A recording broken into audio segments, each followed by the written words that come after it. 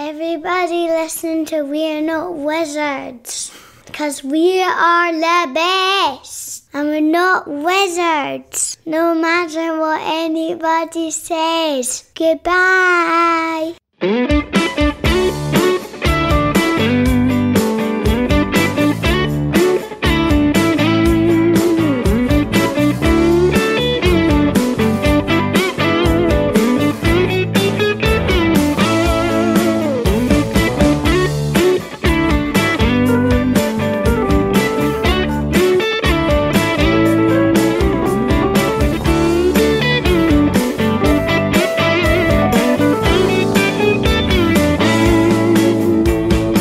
Vengeance Roll and Fight Episode 2 Board Game Review, Mighty Boards. This review is based on the final retail version of the game provided to us by Mighty Boards. We were not paid for this review. We give a general overview of the gameplay, and so not all of the mechanical aspects of the game may be mentioned. After a while we get to recognise a Turtsy, whether it's the aroma when you first unwrap the packaging, the subtle hint of sarcasm in the box, or the rulebook that usually has the exceptionally small font, or the fact the game itself is trying to push that genre just a little bit further. Here's someone who isn't willing to accept what others have done and just do their version of it. There seems to be an obsession from the man to push the envelope and get you thinking at the same time. I'm guessing if you look in his cupboards, the peanut butter's never smooth, that he cooks his veggies for 4 minutes instead of 5, and you'll never catch him dunking his biscuits in his tea. Vengeance Roll and Fight is a roll and write that, just like Roman Roll, which is still the most stupid name in the history of stupid naming games, requires the use of dry whiteboards and gaining resources in order to carry out your actions to score points.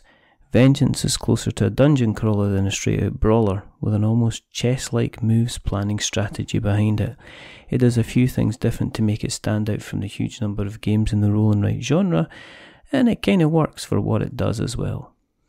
Think of yourself as a flawed protagonist with a somewhat shady past, as when you select the character you're going to play, you'll be picking from a collection of characters that have a weakness tied to them. Immediately has you asking why no one else has thought of such a thing, and it forces you to take more time selecting as you're trying to figure out the best of a bad bunch. Each of the protagonists has their own set of item tiles and abilities to make them differ from each other that can be purchased. You then pick a place to have your adventure, and you randomly pick the boss character you're going to face off against individually. Your task is to make your way from room to room, battling the enemies and finally taking out the boss character, all while rolling a huge number of dice. Unlike the other roll and writes, Vengeance has a pile of dice to roll the likes I haven't seen since I played Steampunk Rally.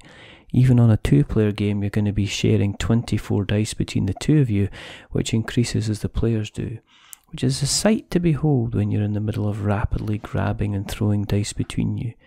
You start with a flashback, which is like a preparation phase, where you can buy skills to use, heal yourself, prepare an item, or even get some training done in order to gain a new ability.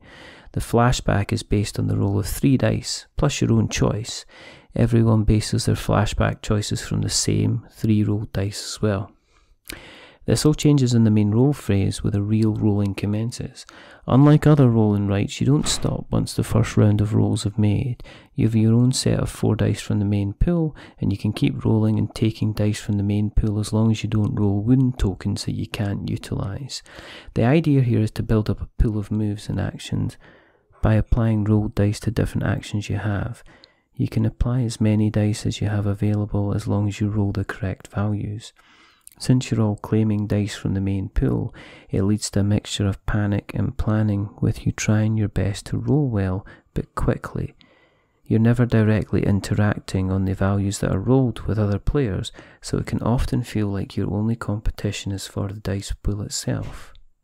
Some rounds you'll roll well and you'll be collecting a new set of dice in what seems like every 10 seconds as you place them on your abilities, and other times when the rolls don't go your way, you'll be taking wounds and potentially having to take a beating, which can lead towards you being knocked out of the game entirely.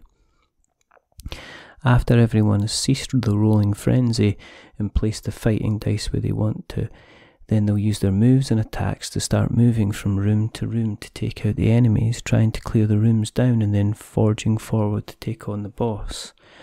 Sometimes you'll pick up valuable training stars that you can trade in, other times you'll be completing objectives to score points. Often you'll be spending time just planning on how you can move and fight, especially if the rolls haven't gone your way. Sometimes you'll take wounds from enemies you didn't clear, and at the same point, the items can prove to be very handy in letting you stretch just that little bit further. Do it right, and you can take the boss and get a smack of valuable points. If this sounds like a lot to digest over the normal, more simplistic rolls and rights, then you'd be correct. Your player board looks like an airplane cockpit, with a couple of tracks to keep an eye on, and all demanding to be marked in order to increase the final points tally. Additional abilities wait to be purchased to make you powerful. Training demands to be undertaken to help give you bonus points. There's a reasonable number of things to keep an eye on in Vengeance, and for those who are looking for the next step up, might find it a little bit more complicated than what they're used to. Vengeance looks brilliant.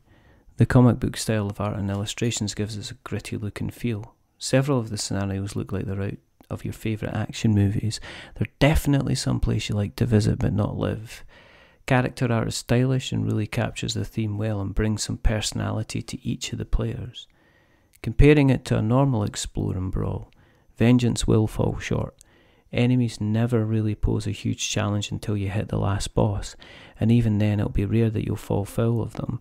Good planning and resource management should allow you to get the most of the way in the majority of games that you play. On the other hand, when you're comparing it to other roll and rights out there, it's clear that this is a Turtsy trying to push the envelope. As far as being compared to what is out there, this comes with a lot of crunch and decision making.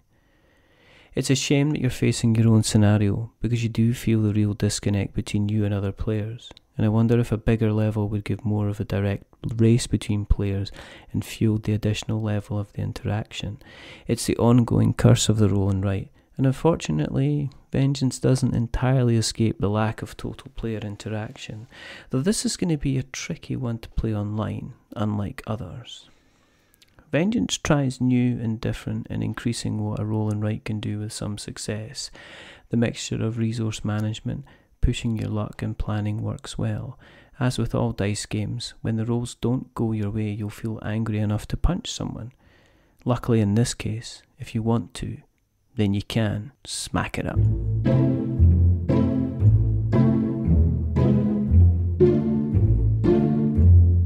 A wizard is never late.